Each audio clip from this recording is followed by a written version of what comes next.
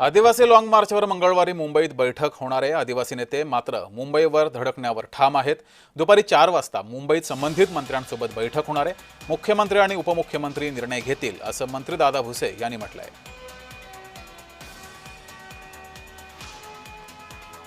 आतापर्यंत आम्ही पण सरकारवरती विश्वास टाकून होतो। सरकार आम्हाला सगळे प्रश्न सोडवतो म्हणून आश्वासन दिलं आणि आम्ही निघून आलो की ते जसं पडलं तसं थांबलं आणि म्हणून ह्या वेळेस आम्ही निर्धार केलेला आहे की आता मागे यायचा प्रश्नच नाही आहे।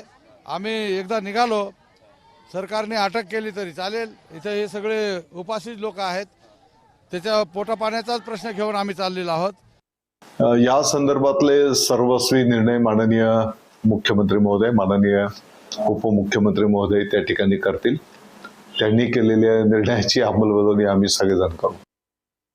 मोर्चा एवढ्या लांब घेऊन येणं, इतक्या सगळ्या वयस्कर महिला सुद्धा आमच्या आया त्या ठिकाणी आहेत, पुरुष वयस्कर त्या ठिकाणी आहेत। मला वाटतं यांना मुंबईपर्यंत येण्याची गरज भासणार नाही।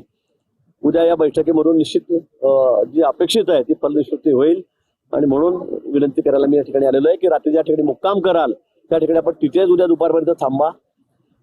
सोल्युशन निघणारच आहे आणि नंतर मग आपण या ठिकाणी मोर्चाचा समारोप करावा।